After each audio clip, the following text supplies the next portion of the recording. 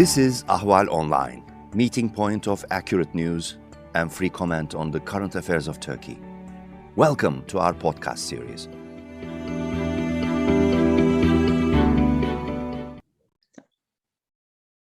Hello, dear audience, Ahval audience. I'm Gülten Sarı. Today, again, from Washington with 12 minutes, we will be discussing Turkey's efforts to normalize relations with Armenia with Aykan Erdemir, Senior Director of Turkey Program, Foundation for Defence of Democracies.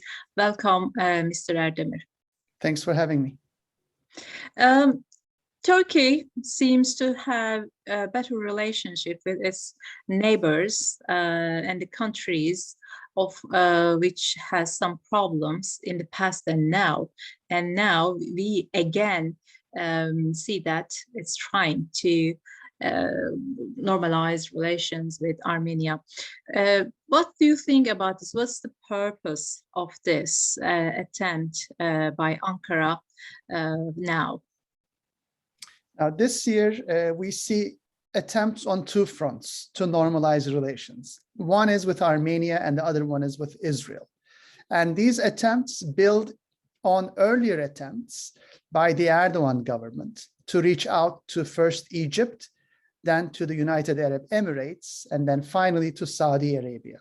So when we put all these together, there is a pattern that is driven by several different factors.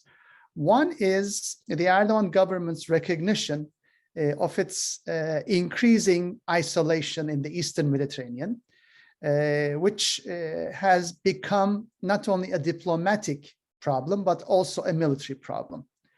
The second issue is Turkey's financial meltdown and the need to open up access to new markets and to attract new investment from abroad. And this is particularly true when it comes to the Gulf capital. And third, has to do with both US and EU politics, because Ankara's perception is that Turkey's crash course with Armenia and Israel undermine its image and diplomatic potential, both in Washington and in Brussels. So Erdoğan is hoping that a normalization attempt will also remedy Turkey's kind of both soft power and diplomatic deficit in both of these capitals.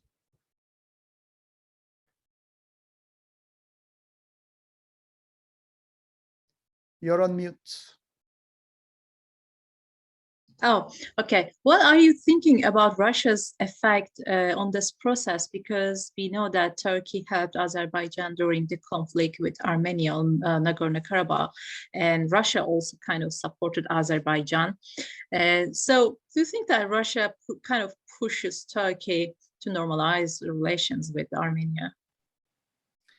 Now, for this, we have to go back to 2009. When Turkey and Armenia had its first attempt at normalizing diplomatic relations. Back then, Zurich protocols were signed in Switzerland.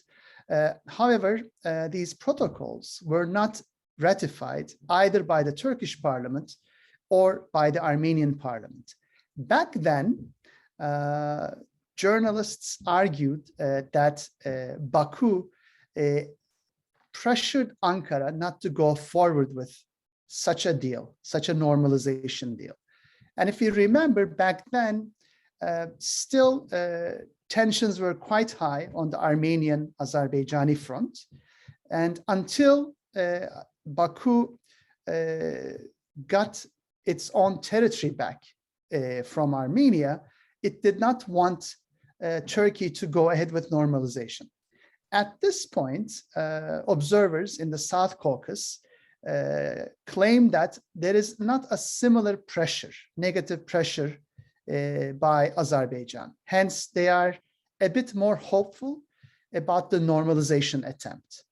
And when it comes to Russia, given Russia has significant leverage, not only over its military ally Armenia, but also on Turkey and Azerbaijan, Potentially a normalization attempt is also encouraged by Moscow. But ultimately, I think Erdogan will have to walk a tightrope, balancing, let's say, the pressure or the feedback from the Turkish electorate with the potential gains he expects both in South Caucasus and with relations with Russia, the United States, and the European Union. So what about Erdogan regime's motivation behind this move? Is it a sincere motivation or just another show off just to prove that Turkey is kind of normalizing relations with its neighbors?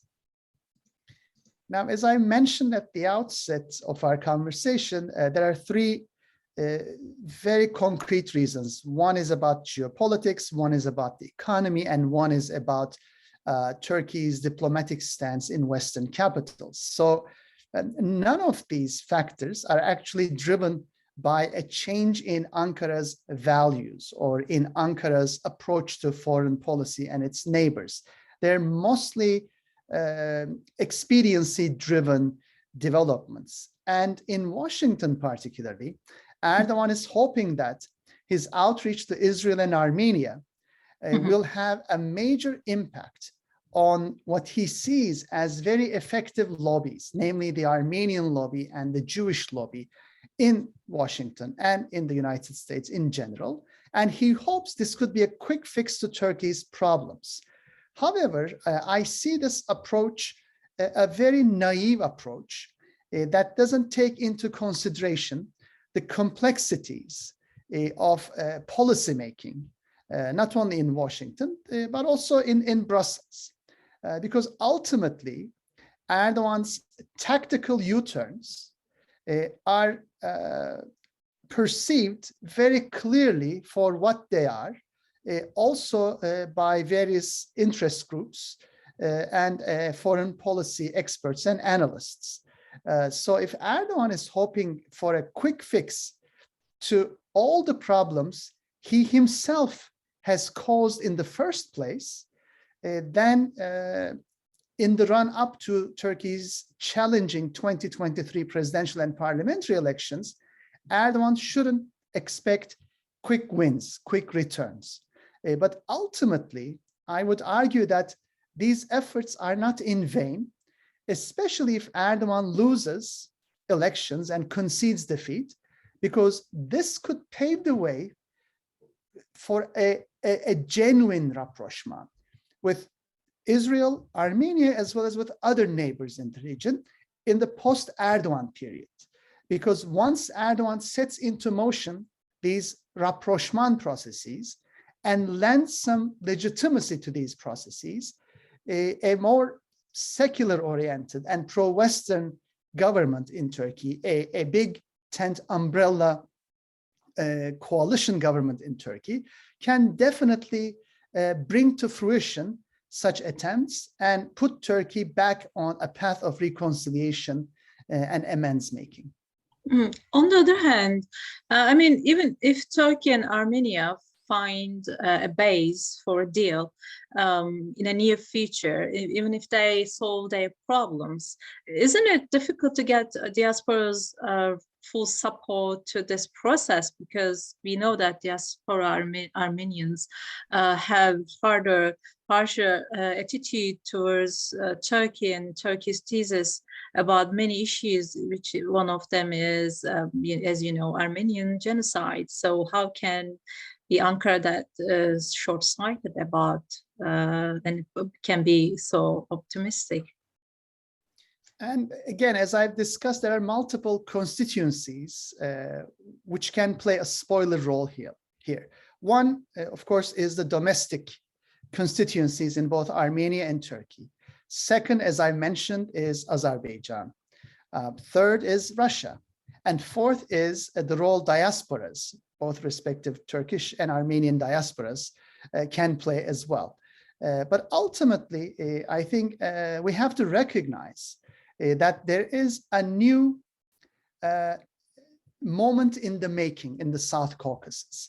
So not only Armenian domestic audiences, but some among the Armenian diasporas abroad are, I think, looking for ways to normalize these relations. These are in part driven by economic difficulties on both sides of the Turkish-Armenian border, and as well as being driven by some of the existential security concerns. That is, the devastation caused by the Nagorno-Karabakh conflict, I think, has changed some of the calculus when it comes to the Turkish-Armenian conflict. And I believe that there is a growing readiness to find a negotiated settlement. But ultimately, from my point of view, the key obstacle remains a government that is genuinely committed to rapprochement in Turkey. That is, a government that sees rapprochement as a strategic goal and not a short-term tactical trick just to save the day in the run-up to elections. Because if that is the case, there are no guarantees that Erdoğan does not change course, in fact, takes a 180 turn, when he believes it serves his purpose better to escalate conflict and to undermine relations. Hence, we need a values-based commitment to pursuing cordial relations with all neighbors in the region.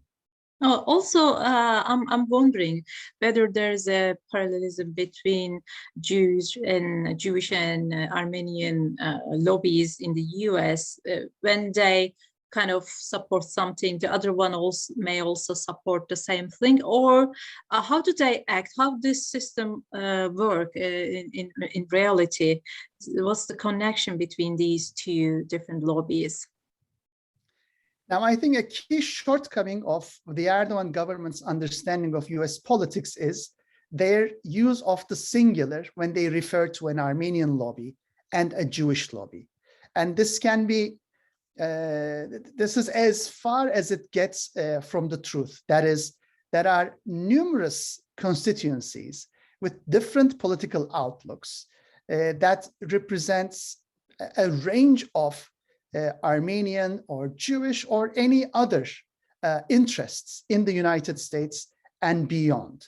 Hence, the Erdoğan government's tactical shifts that rest on a very naive and simplistic understanding of how complex foreign and security decisions are taken in the United States will, I think, continue to pose an obstacle to their policy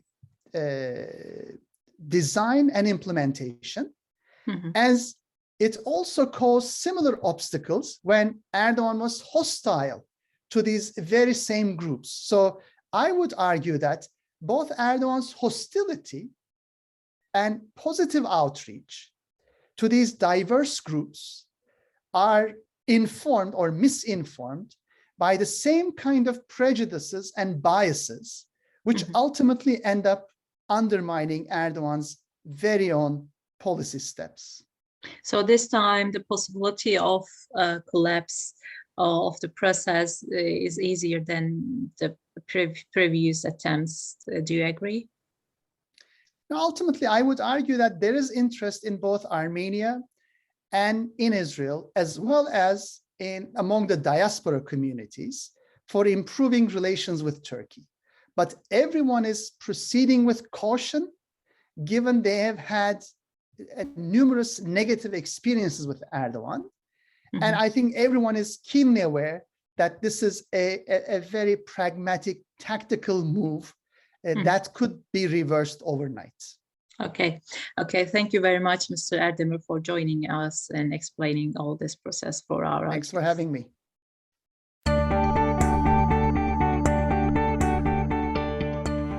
You can follow Ahval News Online podcast series through Apple Podcasts, Spotify, YouTube, Google Podcasts, SoundCloud, and Spreaker. All you need to know about Turkey is here, for your ears, mind, and attention. Thank you for listening to our podcast.